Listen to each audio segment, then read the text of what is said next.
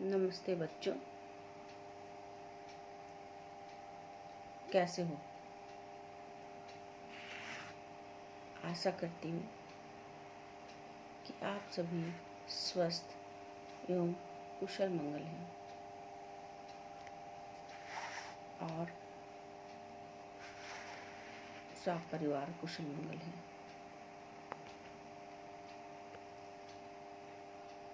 मैं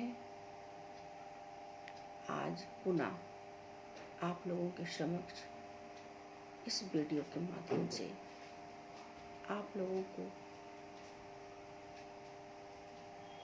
पढ़ाने के लिए प्रस्तुत हूँ। शुरू करने से पहले मैं बता दूँ कि मैं आप लोगों को कोर्स 3 यूनिट 5 के अंतर्गत निर्देशन एवं परामर्श विषय को लेकर के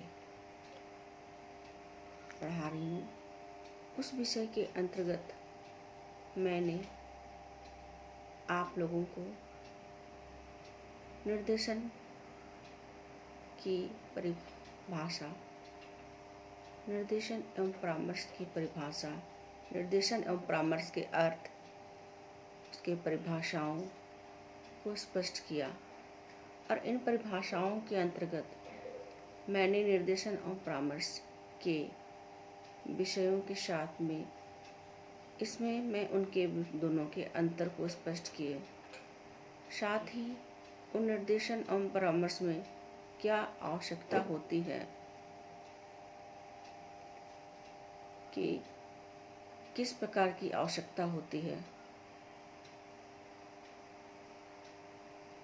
किस प्रकार की आवश्यकता होती है और उसके साथ में निर्देशन और परामर्श में निर्देशन के प्रकार को बताए। निर्देशन के प्रकार में शैक्षिक निर्देशन और व्यक्तिगत निर्देशन, ठीक है, और व्यवसायिक निर्देशन। उसके बाद मैं बताई हूँ आप लोगों को उनकी निर्देशन और परामर्श की प्रविधियाँ। जिन प्रविधियों की चर्चा मैंने पिछले कक्षा में की है उसमें थी प्रश्नावली, साक्षात्कार प्रविधि, प्रश्नावली प्रविधि, साक्षात्कार प्रविधि और उपाख्यान प्रविधि और केस स्टडी प्रविधि। तो इन प्रविधियों को मैं आप लोगों को बताई हूँ और इन प्रविधियों को बताने के उपरांत आज मैं आप लोगों को वह प्रविधि बताऊंगी जो आप लोगों के ही स्वयं के जीवन से जुड़ी हुई है, मतलब कि व्यक्ति की व्यक्तिगत जीवन क्षेत्र से जुड़ी हुई है और उसे निर्देशन और परामर्श में एक प्रविधि के रूप में लेकर के कार्य किया जा सकता है। वो कैसे कार्य किया जा सकता है, उसका क्या लाभ होता है, उसका क्या महत्व होता है और उस प्रविधि को करने से किस प्रकार की समस्याओं का समाधान हो सकता है। क्योंकि हम निर्देशन और परामर्श के प्रविधियों के बारे में चर्चा कर रहे हैं, इसलिए वह प्रविधियों को चर्चा करने से पहले मैं आप लोगों को उसकी जो भूमिका हो बता रही हूँ कि किस प्रकार से निर्देशन और परामर्श की इस प्रविधियों को अपनाने से छात्राओं के जीवन में जो संघर्ष चल रहे हैं, जो समस्या चल रहे हैं, उसका निदान हो सकता है। तो इस प्रविधि में अपनाने से मैं आप लोगों को बता दूं कि वह प्रविधि है ऑटोबायोग्राफी टेक्निक्स, आत्मकथा प्रविधि। ऑटोबायोग्राफी टेक्निक्स यानी आत्मकथा। आत्मकथा से आप लोग सभी वाकिफ है कि आत्मकथा क्या है, ठीक है। आत्मकथा क्या है और इस प्रविधि में निर्देशन और परामर्श के तहत क्या भूमिका है। तो आत्मकथा प्रविधि, ठीक है।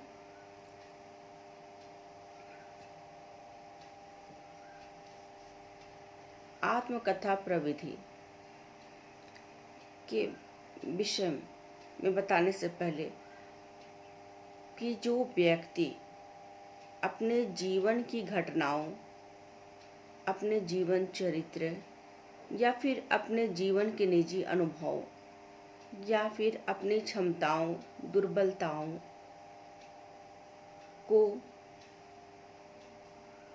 सब आपके सामने प्रस्तुत करता है। कहने का तात्पर्य है कि आत्मकथा प्रविधि में और इस आत्मकथा टेक्निक्स में आत्मकथा लेखन की एक लोकप्रिय प्रविधि है।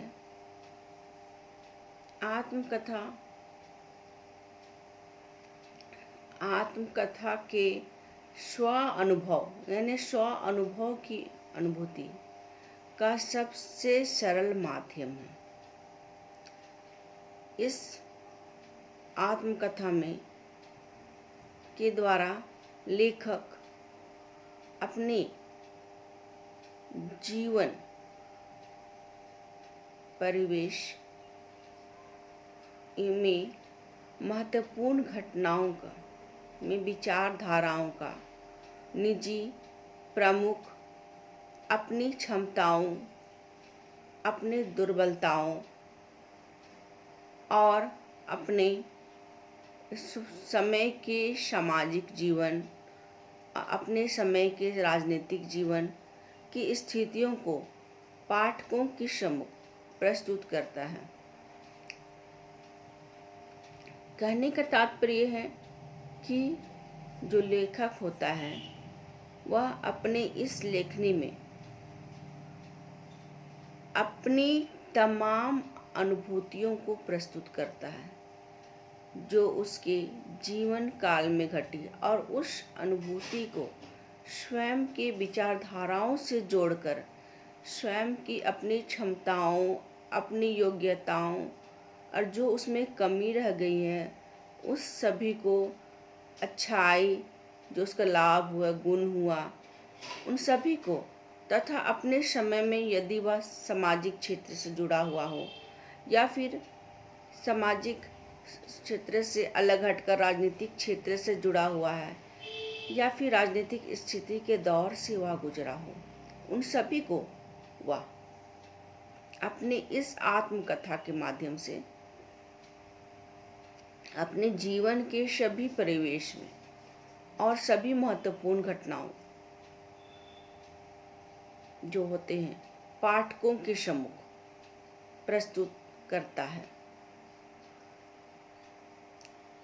आप आत्मकथा लिखते समय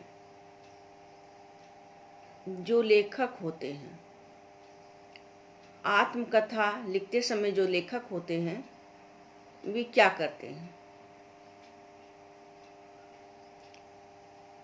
वे व्यक्ति जो होते हैं बिना किसी रोक टोक के अपने इच्छा अनुसार अपने बारे में लिखते हैं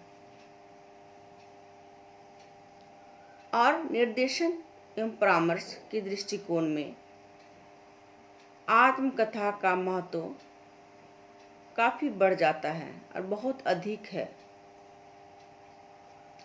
क्योंकि यह निर्देशन एवं परामर्श की एक टेक्निक्स है, एक प्रविधि है। क्योंकि आत्मकथा के माध्यम से, निर्देशन एवं परामर्श के माध्यम से आत्मकथा एक के द्वारा एक प्रकार से सामने वाले व्यक्ति जो होते हैं के बारे में जानकारी प्राप्त की जा सकती है।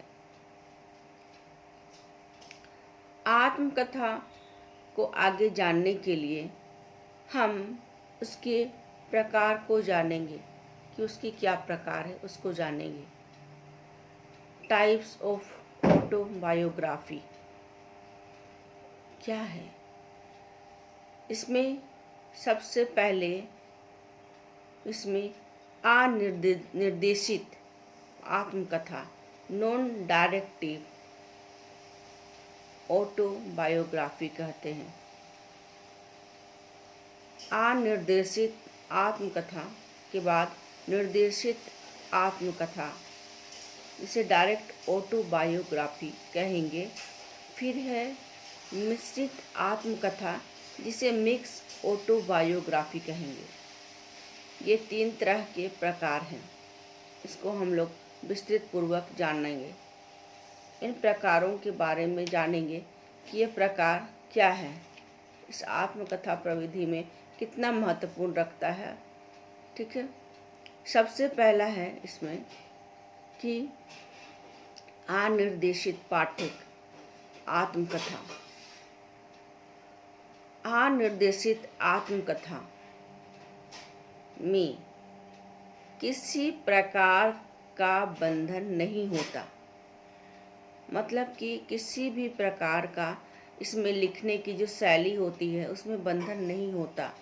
कोई भी छात्र, कोई व्यक्ति अपने जीवन के बारे में इच्छा अनुसार जो चाहता है वह लिखता है,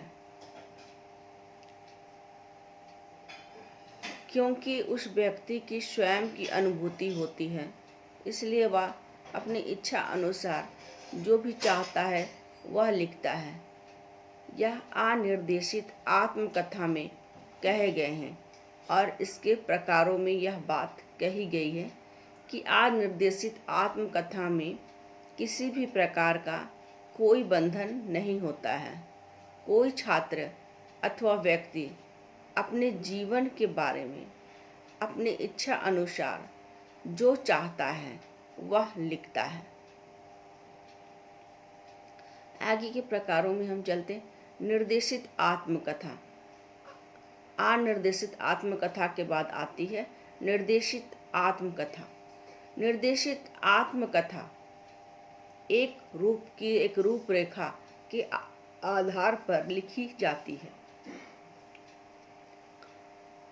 क्योंकि रूपरेखा मतलब कि इसमें जो जैसे किसी प्रस्तावना शुरू करने से पहले, किसी विषय को शुरू करने से पहले प्रस्तावना होता है, भूमिका होता है, परिभाषा होता है, इसी प्रकार से इसकी रूपरेखा होती है इसके आधार पर।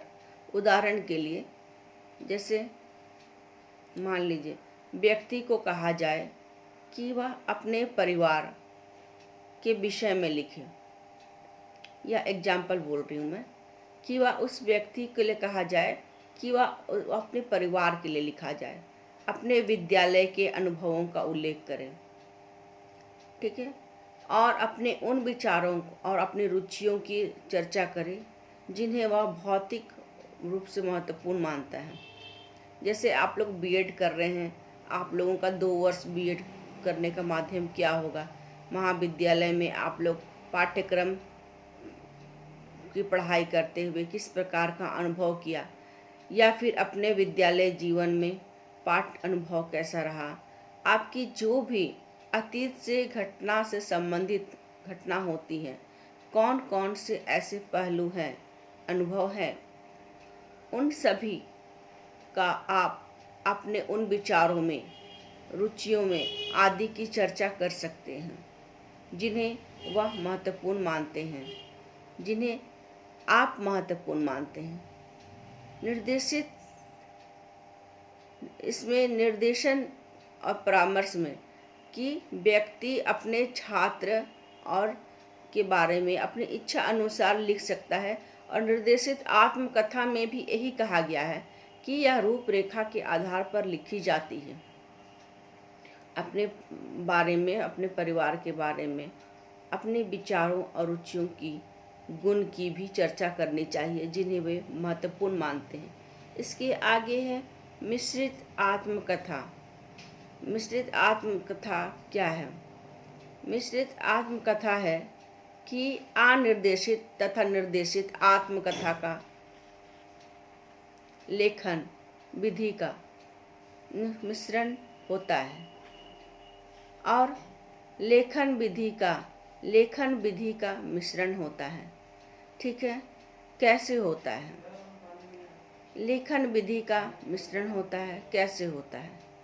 व्यक्ति के लिए स्वतंत्रता होती है कि वह अपने बारे में जो चाहे लिख सके, और साथ ही उससे कुछ बातों के बारे में, लिखने के बारे में कहा जाता है, क्योंकि इस प्रकार मिश्रित आत्मकथा में एक ओर तो व्यक्ति अपने बारे में लिखने की स्वतंत्रता होती है, दूसरी ओर कुछ ऐसे भी निर्देशन दिए जाते हैं जिसको ध्यान में रखकर आत्मकथा लिखी जाती है, जिनको ध्यान में रखकर आत्मकथा लिखी जाती है। जो कहने का तात्पर्य है कि यदि वह व्यक्ति जो आत्मकथा लिख रहा है के द्वारा, जिसके द्वारा जो लिख रहा है, तो वह मिश्रित होती है, क्योंकि वह अपने बारे में भी लिखते हैं और अपने बारे में जो कुछ लिखते हैं और उससे संबंधित जो कुछ उसे टॉपिक दिया जाता है निर्देशन और परामर्श में, कुछ ऐसे निर्देशन दिए जाते हैं, टेक्निक्स बताए जाते हैं, इनको ध्यान में रख कर वह आत्मकथा लिख सकते हैं। ठीक है। फिर है आत्मकथा की उपयोगिता। आत्मकथा की क्या उपयोगिता है? हम लोग इन तीनों के प्रकार के बारे में जाने। अब अनिर्देशित आत्मकथा, दूसरा हुआ निर्देशित आत्मकथा, तीसरा मिश्रित आत्मकथा।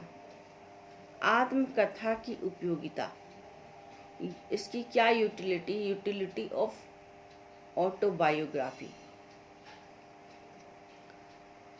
आत्मकथा व्यक्ति का अध्ययन, जो इसका महत्व होता है, पराक्रम है।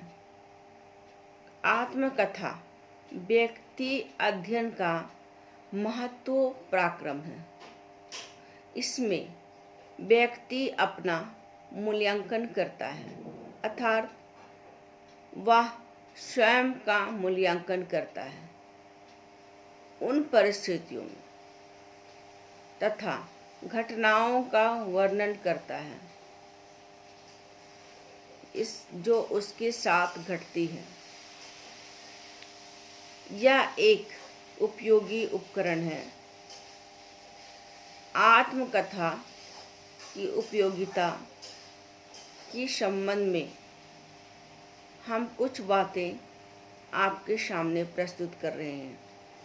इसमें सबसे पहला है कि आत्मकथा, जो आत्मकथा की उपयोगिता से संबंध रखते हैं, इसमें सबसे पहला है कि आत्मकथा के आधार, जो इसका बेस है, आत्मकथा के आधार के संबंध में किसी व्यक्ति के जीवन दर्शन एवं विचारों का अच्छा ज्ञान होता है।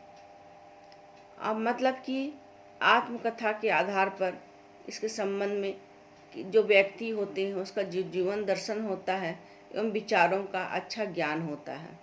आत्मकथा प्रविधि के माध्यम से व्यक्ति की अभिव्यक्ति क्षमता, आत्मकथा प्रविधि के माध्यम से व्यक्ति की अभिव्यक्ति की क्षमता का ज्ञान होता है, यानी व्यक्ति की जो विधि होती है उसकी क्षमता का ज्ञान होता है। आत्मकथा में प्रविधि में को अधिक उपयोगी बनाने के लिए यह आवश्यक है। और प्रविधि को उपयोगी कैसे बनाया जाए, इसके लिए यह आवश्यक है कि छात्रों को महान व्यक्तियों की कथाएं, जो महान व्यक्ति होती हैं, पढ़ने के लिए प्रेरित किया जाए। ध्यान दीजिएगा, यहाँ पर महान व्यक्तियों के बारे में बोल रही हूँ, जो पुस्तकालय में ही प्राप्त हो सकते हैं।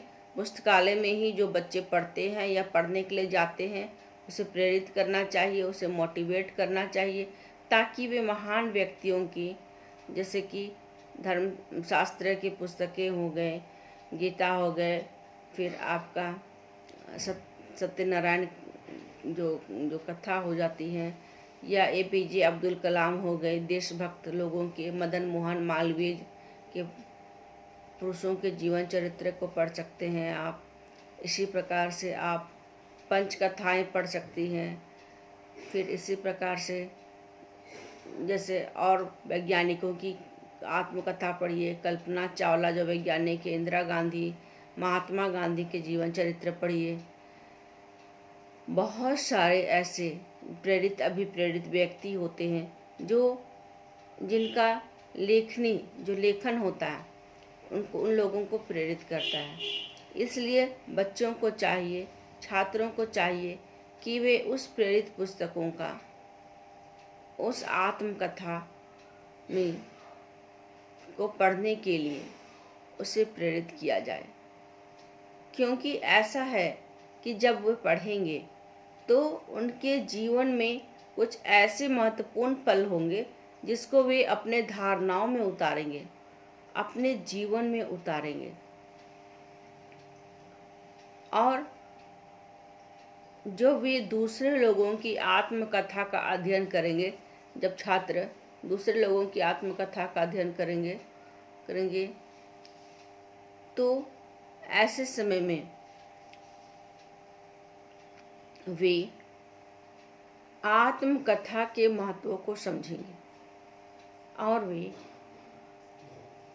अपने बारे में अच्छी तरह से लिख सकते हैं। ध्यान दीजिएगा, यहाँ जब तक आप किसी व्यक्तियों के, बुद्धिजीवी व्यक्तियों के, शैक्षिक व्यक्तियों के, बुद्धिजीवी व्यक्तियों के, राजनीतिक व्यक्तियों के, ऐसे लोगों के मदन मोहन मालवीय जयंती जो हम लोग मनाते हैं, क्यों मनाते हैं, अपने जीवन में क्या योगदान दिए, ठीक है, भीमराव अंबेडकर जी के पुस्तक, रविंद्रनाथ टैगोर जी, रामचरितमानस, ठीक है, ऐसे बहुत सारे आत्मकथा है जिसको पढ़ने के बाद उसका महत्व विद्यार्थी समझेंगे। जब वो महत्व समझेंगे तो तब भी विद्यार्थी अपने बारे में अच्छी तरह से लिख सकते हैं कि उन्होंने अपने जीवन में किस प्रयोग को बल दिया, किस पहलुओं को प्रकाश दिया और किसे अपने भी जीवन में संबोधित किया, अपने जीवन का आदर्श माना, वगैरह वगैरह। बहुत सारे ऐसा आत्मकथाएं हैं, और उनकी रूपरेखाएं हैं जिनका अध्ययन करके छात्र अपने बारे में अच्छी तरह से आत्मकथा लिख सकते हैं। इसलिए आत्मकथा को अधिक उपयोगी बनाने के लिए यह आवश्यक है कि छात्रों को उन महान व्यक्तियों की कथाएं पढ़ने के लिए प्रेरित किया जाए। तो इससे क्या होगा, छात्रों में क्या होगा? इससे छात्रों में होगा कि छात्रों के आत्मविश्वास को जागृत करना। इससे होगा कि छात्रों के जो मनोबल है वो बढ़ेगा, वह आत्मविश्वास बढ़ेगा, छात्र का मनोबल बढ़ेगा। छात्रों को स्वयं आत्मकथा लिखने की प्रेरणा दी जाए। छात्रों को किस प्रकार से आत्मकथा लिखने की प्रेरणा दी जाए, ये मैं आपको बता दी हूँ। फिर है महान व्यक्तियों की आत्मकथा पढ़ने के लिए छात्रों को प्रेरित किया जाए। इसमें आत्मकथा लिखवाने वाले छात्रों में विश्वास हो, क्योंकि आत्मकथा गुप्त रखने का छात्रों को भरोसा दिया जाए। इससे यदि कोई छात्र आत्मकथा लिखते हैं तो उसे भरोसा दिया जाए कि वह उसका आत्मकथा को गुप्त रखेंगे। आत्मकथा का महत्व छात्रों को समझाया जाए, क्योंकि छात्र उन बातों को लिखते हैं, उन सभी बातों को लिखते हैं उन सभी बातों को लिखते हैं कि उस छात्र की जीवन में प्रकाशमय घटित हुई है तथा वह छात्रों के जीवन चरित्र का विकास करती है। ऐसा इसलिए है क्योंकि जब छात्र का जीवन चरित्र का विकास होगा, जब छात्र का मनोबल बढ़ेगा, छात्र का आत्मविश्वास बढ़ेगा और छात्र अपने जीवन को अच्छी तरह से एक किसी भी रूप में, चाहे वो सामाजिक जीवन हो, सामाजिक रूप में हो या फिर राजनीतिक रूप में हो, अपने को अग्रसर कर पाएंगे, अपने को आगे ले पाएंगे। तो यह थी आत्मकथा प्रविधि। तो बच्चों, आत्मकथा प्रविधि जो मैं आप लोगों को बता रही हूँ, आप लोग समझ गए होंगे, मैं आशा करती हूँ। इसके बाद मैं आप लोगों को बताऊंगी। अभी आप प्रविधि के बारे में, क्रम निर्धारण प्रविधि, रेटिंग टेक्निक्स प्रविधि, क्रम निर्धारण प्रविधि, व्यक्ति की अध्ययन में, व्यक्ति के अध्ययन में क्रम निर्धारण प्रविधि का उपयोग इसलिए किया जाता है कि यथासंभव वस्तुनिष्ठ जानकारी प्राप्त हो। मतलब कि जो उसका ऑब्जेक्ट होता है वह इसलिए उपयोग किया जाता है इस क्रम निर्धारण प्रविधि में। इसके अंतर्गत निर्देशन और परामर्श के अंतर्गत इस प्रविधि का प्रयोग किया जाता है ताकि व्यक्ति में यथासंभव वस्तुनिष्ठ जानकारी प्राप्त हो सके। मापनी का निर्धारण या फिर अपनी जानकारी दूसरों से मंत्रणा एवं पुस्तकों, प्रकाशों आदि का देखना क्रम निर्धारण है। ठीक है। कहने का तात्पर्य है कि दूसरों की जो मंत्रणा जो सुनते हैं एवं उसके पुस्तक, बुक्स जो होते हैं, एक प्रकाशक में देखना, जो क्रम इस प्रकार से है।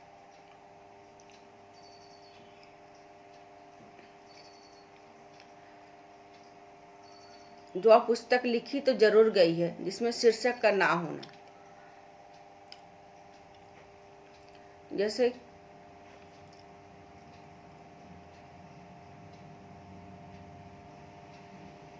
इसमें प्रश्नों के माध्यम से, मतलब कि उसमें प्रश्नों की संख्या का लिखा होना, एक ही बात को घुमा फिराकर कई प्रश्नों के माध्यम से जानकारी प्राप्त हो।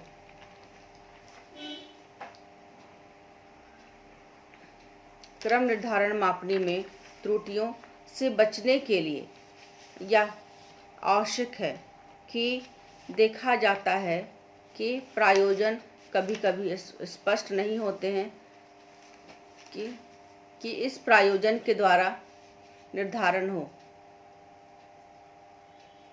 और उसी को ध्यान में रखकर मापनी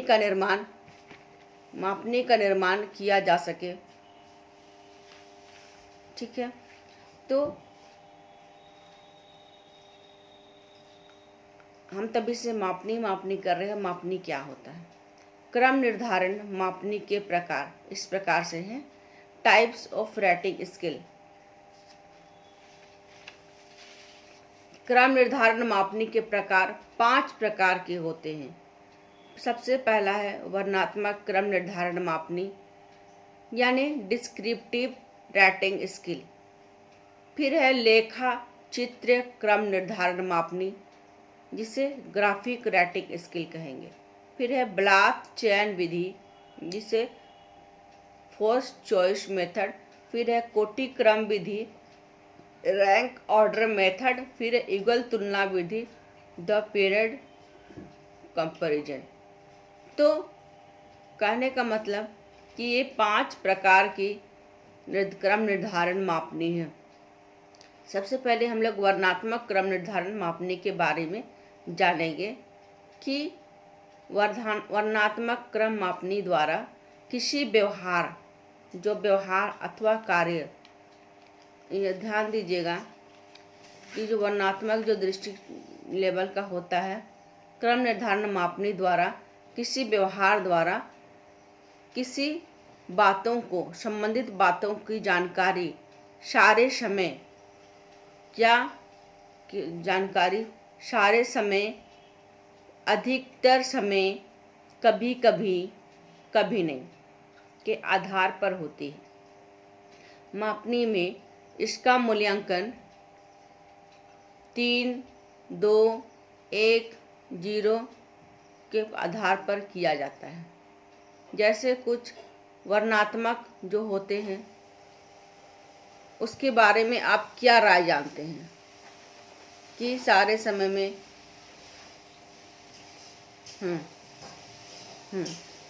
कभी कभी ध्यान देते हैं या कभी नहीं देते हैं, तो इसके अंतर्गत उस मूल्यांकन मापनी का भी किया जाता है जिसका रैंक है 3, 2, 1, 0। मान लीजिए आप कभी कभी किए तो उसका अंक 2 होगा, कभी नहीं तो उसका अंक 0 होगा, अधिकतर समय किए हैं तो उसका अंक जो दिया जाता है। तो इस प्रकार से उसका अंक दिया जाता है कि उदाहरण के लिए कि वर्णात्मक क्रम निर्धारण मापने के लिए कि दूसरों के सुझाव ग्रहण करता है। इस प्रश्न का उत्तर अधिकतर समय, कभी कभी या कभी नहीं हो सकता है कि दूसरों का सुझाव यदि आपके लिए एक पॉइंट रहेगा वर्णात्मक क्रम निर्धारण में कि आप दूसरों के सुझाव को किस प्रकार से ग्रहण करते हैं, तो इसका उत्तर में रहेगा, आंसर चॉइस में रहेगा अधिकतर समय, कम समय, या कभी कभी या कभी नहीं, या तीनों में से किसी एक को टिक कीजिएगा। इसके आधार पर आपको मूल्यांकन किया जाता है। इस प्रकार वर्णात्मक क्रम निर्धारण मापनी में किसी व्यक्ति के व्यवहार में अभिवृत्ति, व्यक्तित्व संबंधी की अन्य जानकारी जो जानकारी प्राप्त करने में उपयोगी है। या तो हो गया वर्णात्मक क्रम निर्धारण। आगे हम आप लोगों को बताते हैं लेखा चित्रीय क्रम निर्धारण मापने जो होते हैं, ग्राफिक रेटिंग स्केल। रेखा चित्रीय क्रम निर्धारण मापने जो होते हैं किसी व्यक्ति, जैसे मान लीजिए किसी व्यक्ति क्रम निर्धारण मापनी जो होते हैं का उपयोग किसी व्यक्ति से संबंधित है, मूल्यांकन से संबंधित है, जो मूल्यांकन रेखा जो सही चीज़ मतलब ठीक चीज़ जैसे गलत चीज़, जैसे मान लीजिए कि आपका ठीक चीज़ गलत चीज़, इस प्रकार से, ठीक है। तो इस प्रकार से पाए जाने वाले लक्ष्य की जानकारी होती है। उदाहरण के लिए मूल्यांकन में रेखा में 5 भागों में किया जाता है, जैसे 5 भागों में यह किया गया है। इसके द्वारा किसी छात्र की कक्षा में उपस्थिति जो होती है, आप लोग एक बार इसको देख लीजिए। मूल्यांकन रेखाखंड में 5 भागों को इस प्रकार से हम लोग विभक्त करेंगे, ठीक है। पहला है, दूसरा है, तीसरा है, चौथा है, 5वां है, ठीक है।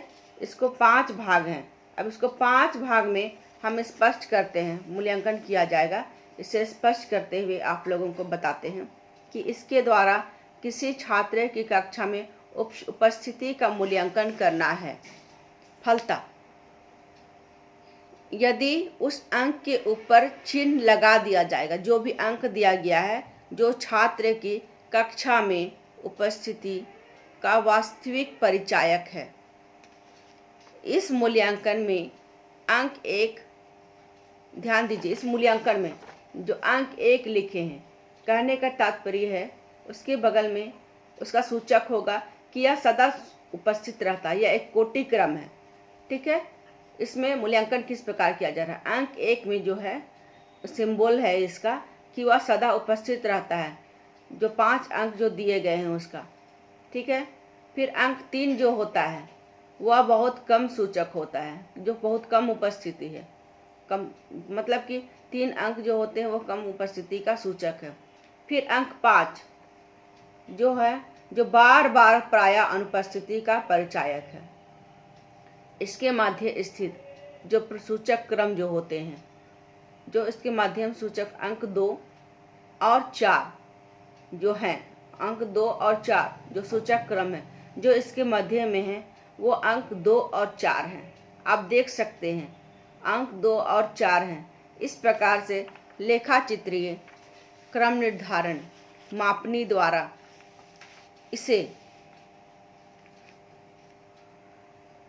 इस प्रकार से लेखा चित्र क्रम निर्धारण मापनी द्वारा किसी व्यक्ति की प्रगति या फिर क्षमता का ज्ञान स्पष्ट रूप से होता है।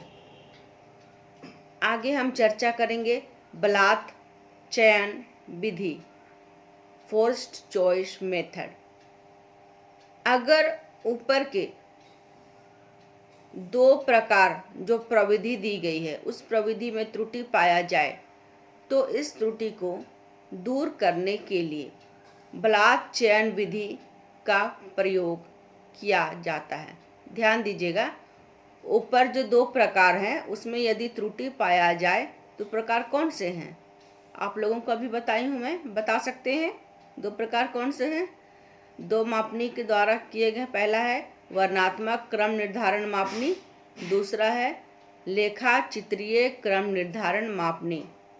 यदि इसमें त्रुटि पाया जाए तो इस त्रुटि के बाद में हम बलात् चयन प्रविधि का प्रयोग कर सकते हैं और इसके दूर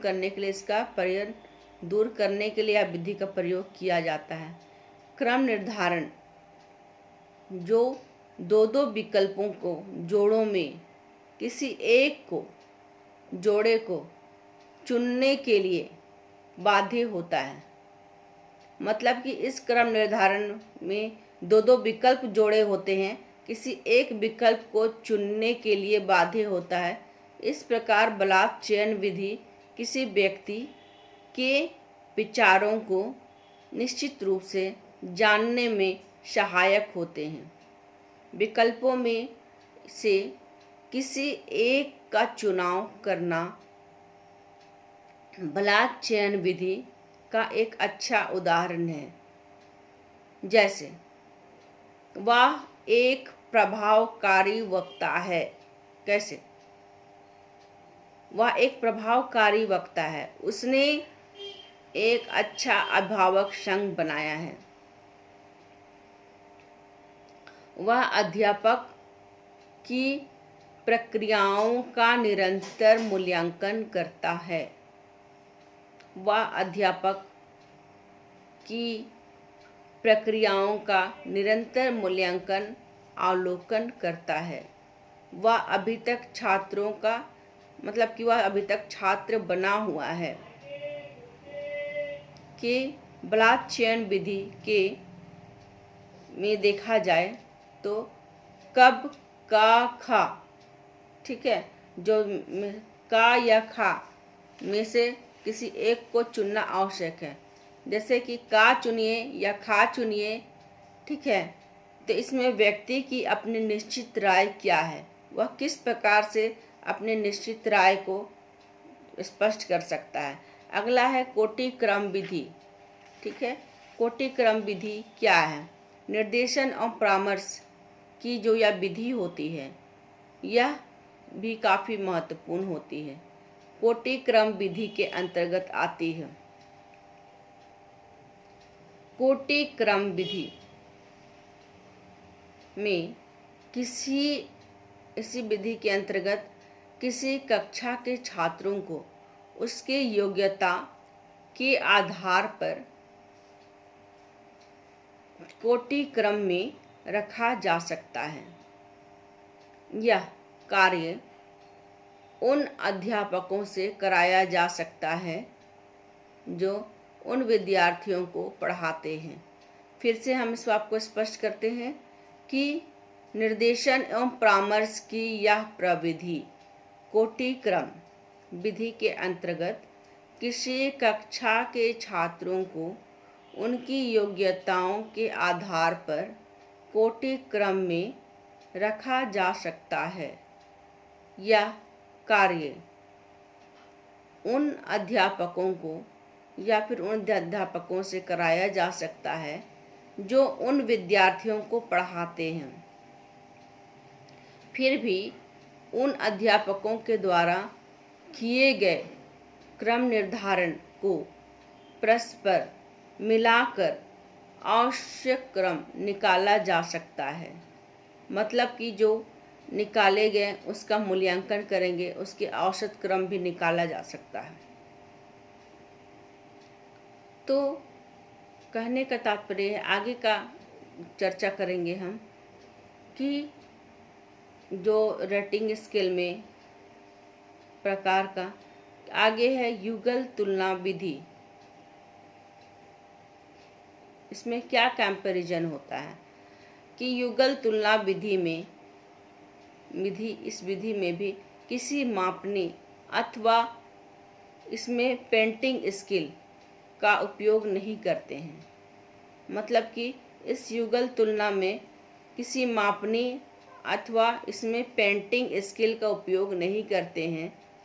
इस विधि के अनुसार व्यक्ति समूह यानी ग्रुप में, समूह में जो ग्रुप में होते हैं, समूह के अन्य व्यक्तियों के साथ बारी बारी से जोड़े बनाकर जांचा जा सकता है। मतलब कि दो का जोड़ा बना लिया जाता है और उन जोड़ों को जांचा जा सकता है, फिर निर्णय लिया जा सकता है कि वह एक दूसरे से अच्छा है या नहीं।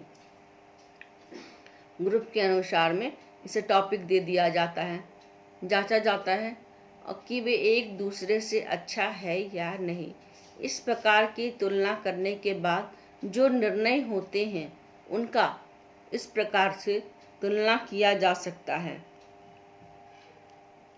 जो निर्णय प्राप्त हो सकते हैं उनका सांख्यिकी की सहायता से विश्लेषण किया जा सकता है।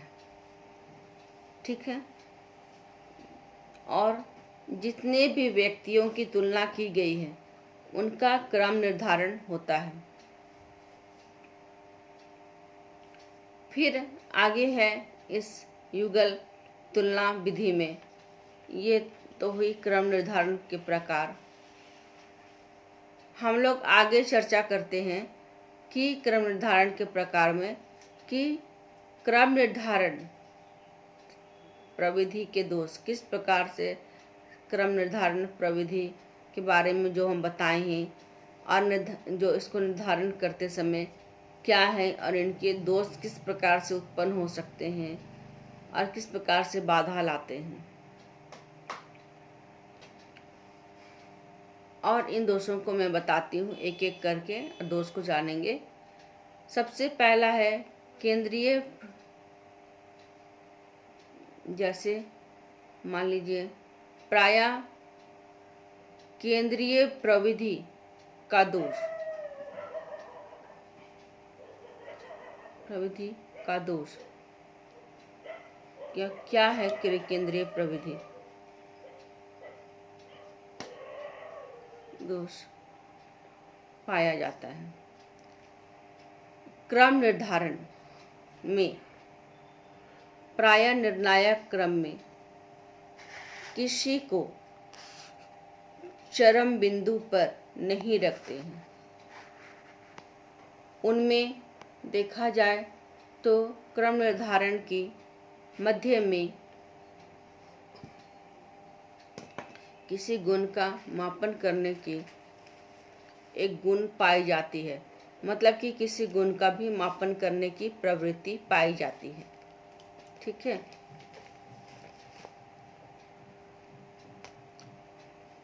कि वो एक प्रकार से पाई जाती है, उस प्रवृत्ति के आधार पर पाई जाती है। जैसे दूसरा है उदारता का दोष। निर्णायक का यदि कोई व्यक्ति परिचित है तो क्रम निर्धारण में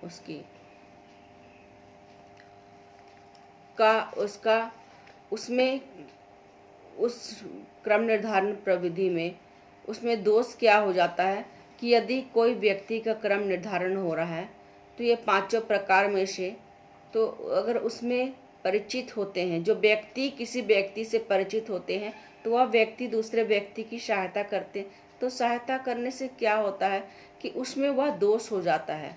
क्योंकि वह उस व्यक्ति को अपने उदारता भाव में सम्मिलित करते हैं। उदारता भाव को सम्मिलित करने से पहले जैसे फिर होता है अगला दोष इसमें, निर्णायकों की मूल्यांकन योग्यताओं में भिन्नता। जो निर्णायक मंडली होते हैं उसमें वे क्या होता है कि उसमें मूल्यांकन योग्यता में भिन्नता होती है। मूल्यांकन में लगे हुए निर्णायकों में व्यक्ति की भिन्नता के कारण मूल्यांकन में अंतर पाया जाना स्वाभाविक है।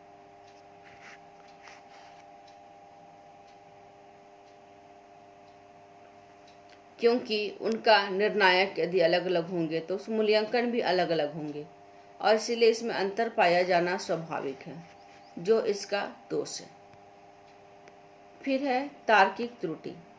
दूर छात्रों के कार्यों में समानता परिलक्षित होने पर, यानी दो का छात्र के जो कार्य होते हैं जो उसमें समानताएं होती है, उन समानता में एक परिलक्षित होती, बराबर होनी चाहिए, जैसे उसमें समानता होनी चाहिए। व्यक्तिक भिन्नताओं के कारण मूल्यांकन में अंतर पाया जाना स्वाभाविक है। जैसे मान लीजिए दो व्यक्ति होते हैं, दो व्यक्ति में व्यक्तिक भिन्नता है। जैसे एक व्यक्ति को उसके बारे में जानने हैं, गुण और दोष दोनों जानने के बारे में पूछा जाए तो यह संभव नहीं है कि दोनों व्यक्ति का व्यक्तिगत स्वभाव एक सा हो। जैसे मान लीजिए एक को ज़्यादा मतलब कि एक को पसंद है पढ़ना तो एक को पसंद है घूमना। जैसे मान लीजिए सीता और गीता, सीता को लाल रंग पसंद है तो ये जरूरी नहीं है कि गीता को भी लाल रंग पसंद होगा, ठीक है। सीता को घूमने जाना पसंद है तो गीता को घूमने जाना पसंद नहीं है। कुछ कुछ बातों में व्यक्तिगत समानताएं होती हैं, लेकिन कुछ कुछ बातों में व्यक्तिगत भिन्नताएं भी पाई जाती है। इन भिन्नताओं के कारण भी मूल्यांकन में अंतर पाया जाना स्वाभाविक है। तार्किक त्रुटि में दो छात्र के कार्यों में समानता परिलक्षित होने पर ही दोनों के निर्णायक प्रायः एक बिंदु पर निर्धारण करते हैं और इस प्रकार से निर्णय संदेहात्मक और संदेहपूर्वक इस निर्णायक में होता है। फिर है धारणा का अभाव। धारणा का अभाव कैसे पाया जा सकता है?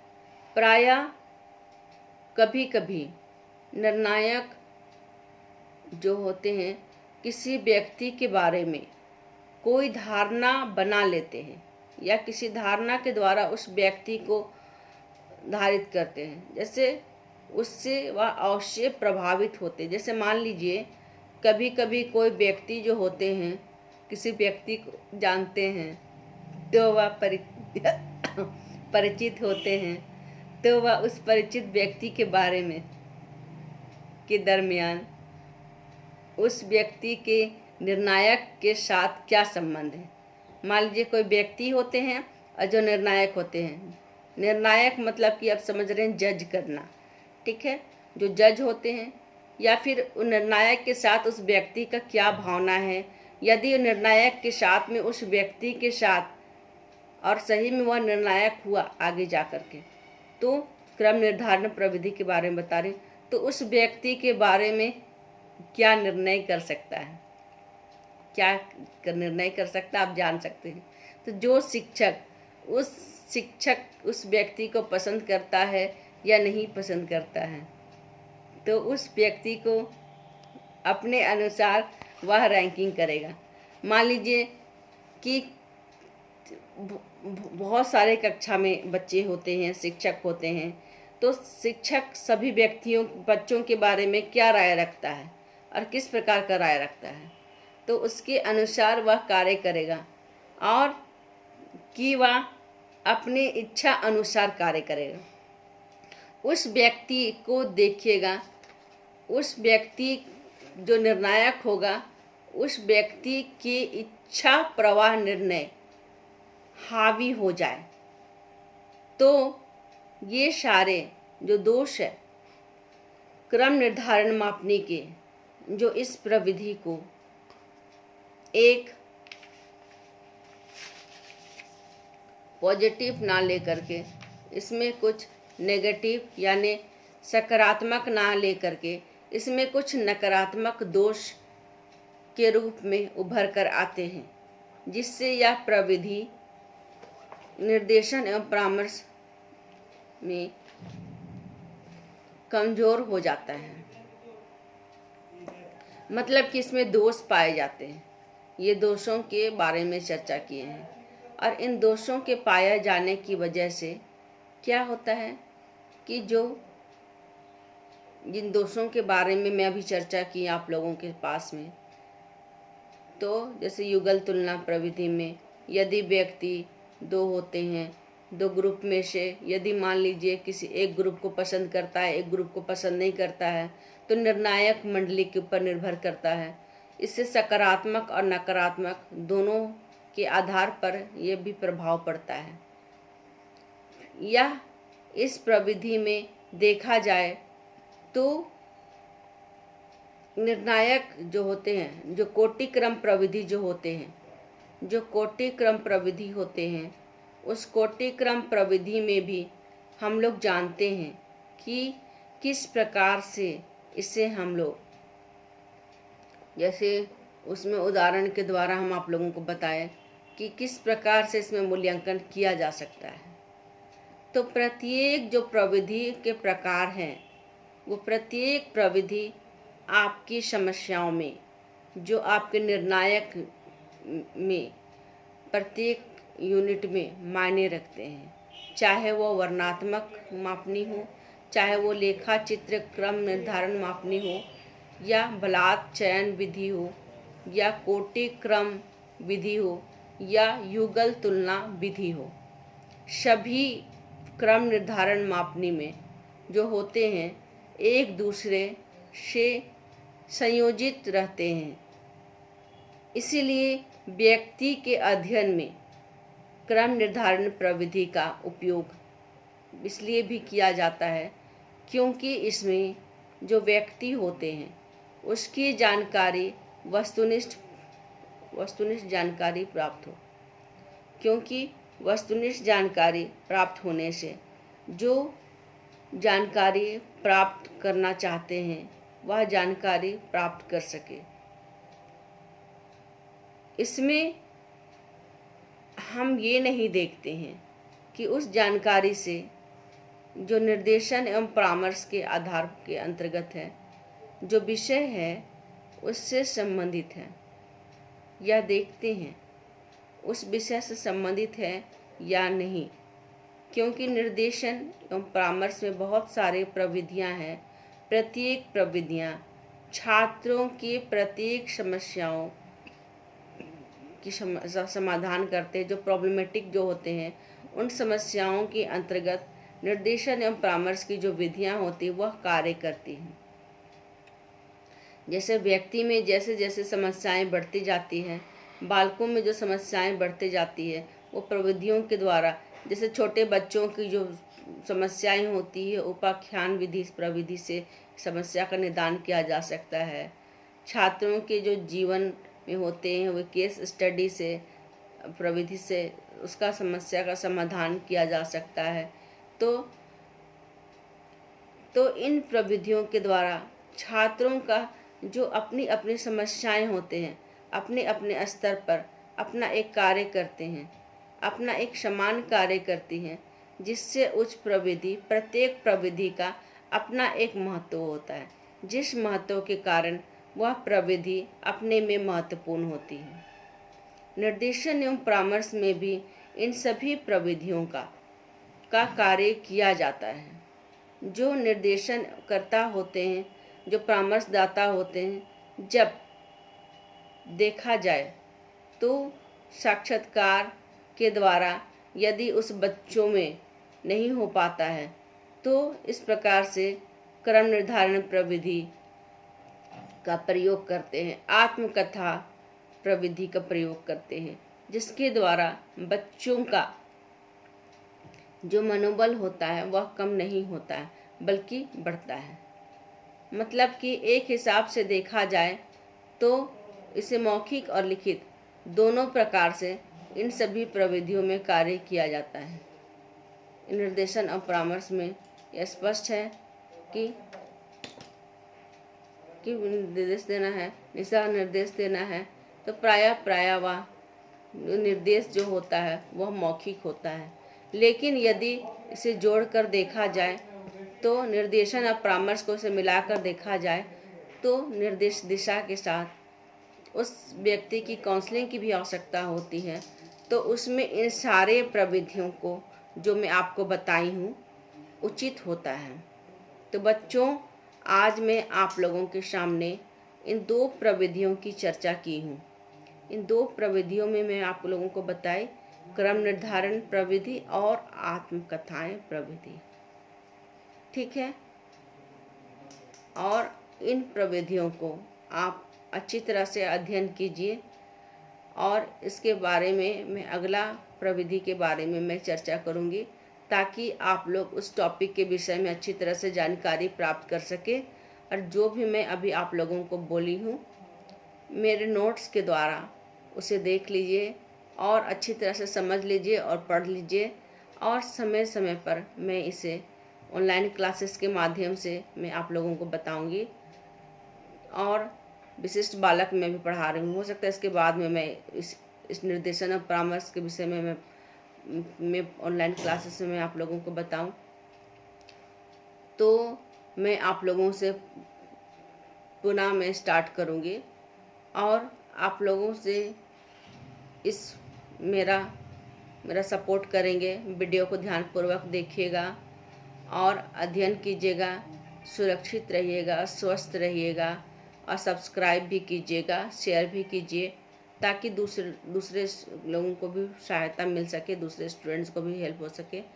और इसके साथ में आप लोगों के साथ में विदा लेती हूँ। धन्यवाद।